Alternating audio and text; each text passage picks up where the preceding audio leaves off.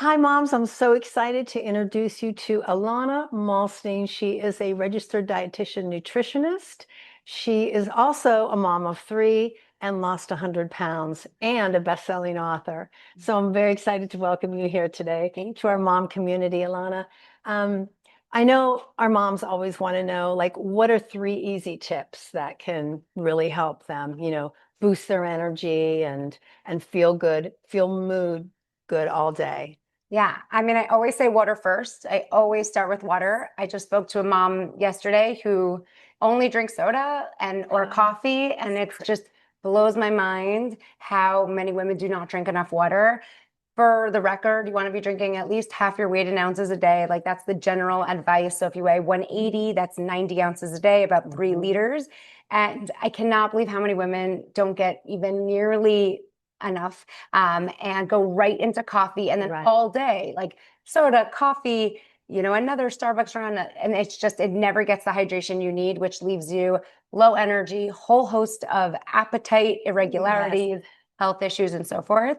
So drink more water. Drink more water. I love that. And wait, so you said drink half your weight In in ounces. ounces. And that's such a great guide because, well, I always heard it was like what, 8 to 10 cups or something a day. I don't know. And then I would lay them out on the counter. Oh, good Just, for you. Well, that's why you look so great and you have such good energy. Thank you. But it also could increase with the Yes. sun, with Yeah. exercise, with exhaustion, or if you just have like a really high appetite, it could be that you just need more water. Yes, that's perfect. Okay, so when it comes to the dietary restrictions, what are the best ways that moms can, add in mood boosting foods that aren't, too laborsome in the kitchen? I Right. think you're known for that, right? Yes.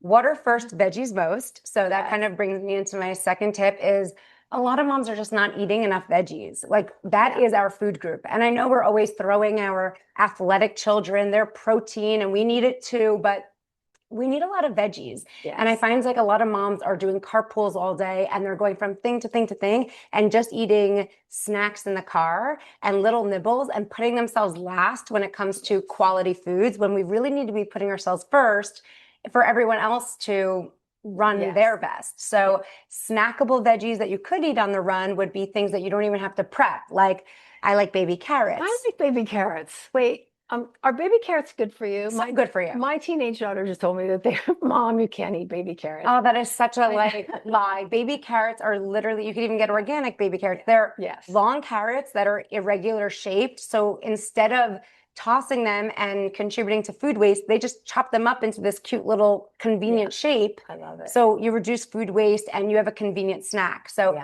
baby carrots are wonderful. And then if you ever have leftover, you could roast them, you could air fry them with a little seasoning and they're perfect. So mini bell peppers. Yeah, I call them Percival peppers because they usually have like a little handle on the bag and you can keep them in your car, wash them in advance and snack on them. You could also use them to scoop up tuna or hummus or guacamole or anything. Right. Persian cucumbers also. Yes. Quick little rinse and they're easy to eat. So fresh quality veggies give us the water we need, the fiber we need, the antioxidants, and they're also like calorie appropriate. They give us the high volume, low cal thing that we really need to be filling up on most of the day. Yes. Okay. Here's something that might throw you, but I doubt it will. We were talking about this the other day. So Slim Jims it used to be called Slim Jims. Now they're called meat sticks. Are meat sticks good for you? Right. So Slim Jim would be like the brand name, but a lot of times people use it almost like a Band-Aid, like it's the whole category of meat sticks. Right. But the quality of meat stick does differ. Right now, you have such good brands like Archer and Chomps, like brands that are really trying to take out the nitrites and the nitrates, really trying to slim down the ingredient list.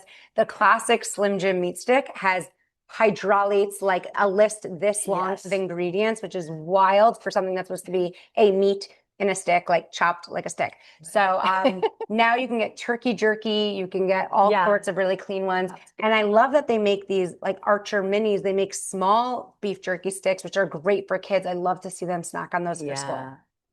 Good. Okay. And so then we talked about mayonnaise is now called aioli. That's a great call. I always say there's a big difference between healthy and healthy for weight loss. And I find that people take names and then they just make them sound more fancy, which gives it this health halo. Aioli is absolutely just mayonnaise. Like I think it's the technical is like mayonnaise plus a little garlic makes it aioli, which makes it feel calorie free when it's not.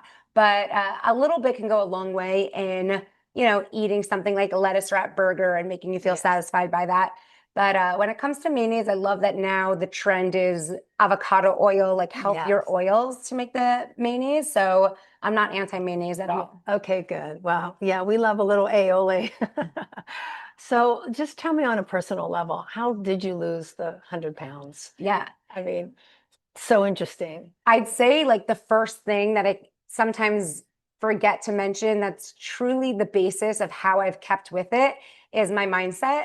Yeah. I think I've always looked at weight loss as a very positive, fun thing to do. And I think that made it feel easy and that made it feel doable and that made it feel fun so I could actually stick with it. Because in order to lose 100 pounds, you need longevity. You need perseverance. Like you can't just do it for the first 10 and then give up, or the first 5 and give up. It takes sticking with it and getting to the next level and the next bracket of weight, next bracket of weight.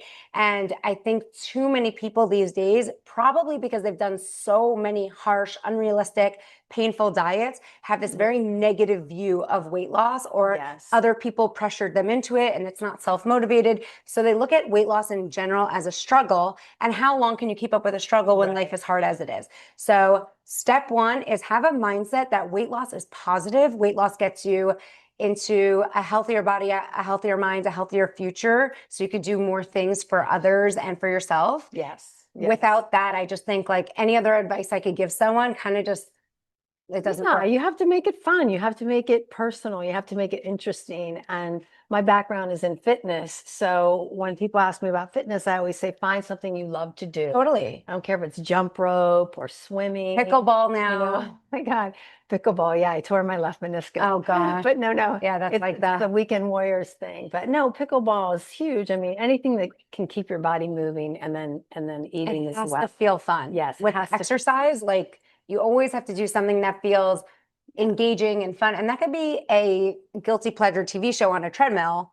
Like you don't have to love the treadmill, but the pairing of it with something that you do enjoy can make it more enjoyable, or a workout class with a friend can make it more fun. So anything that can make weight loss and healthy a little bit more fun, a little bit more encouraging, something you look forward to is going to be how anyone hits their goal and keeps it. Okay. Well, you have a new book. Is this a new book? This is a few years old, but it is so tried and true. And I have people tell me that they listen to the audiobook over and over and over again. This is You Can Drop It. You Can Drop It. And I also have a cookbook. Yeah. And I also have a cookbook, Love the Food That Loves You Back. And I brought that for you as well, with lots of easy to make recipes that are sheet pans and air fryer, because it doesn't have to be complicated. It really doesn't. I work full time and have 3 kids. So I don't like being in the kitchen all day. I mean, on social media, you see that I am, because I have a stand there and put the camera on when I'm there. But like, I don't like to spend a lot of time in the kitchen on my feet either. I like everything to be shortcuts and easy, because again, you need to stick with it. Yes. And so do you prep? Do you prep the meals? Like at the beginning of the day, you try? Yeah, I try to keep somewhat of a routine so it never gets too complicated. So even with my recipes, obviously I love diversity. It's really important to get a wide variety of different fruits and vegetables. But when you kind of keep the same modality, it makes it a lot easier. So I try to prep as much as I can and choose veggies, like we mentioned, that don't require a lot of prep. Yeah. So I'm going to ask Alana the last question. How do you stock the pantry or make the refrigerator? How do you buy those things?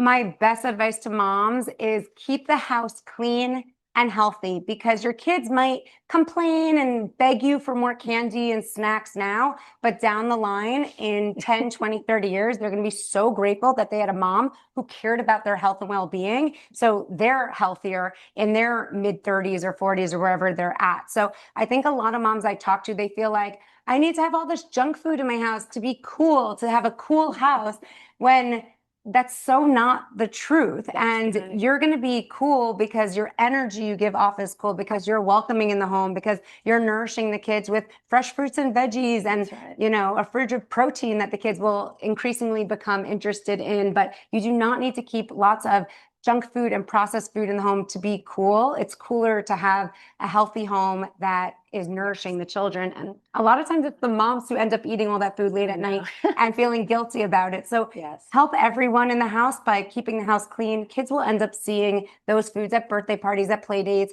all over the place. The home should be a nice oasis from it. That's a great point. And I want to say that I just watched one of my girls who are now, what's a teen and one graduated from college, their baby videos. We were watching them and they were like 5 and 1.5 and they were eating salmon and rice. I love that. And I was like, proud moment. I raised you guys right. Exactly. Anyway, it was such a pleasure to have you. Thank you so much. I really enjoyed it.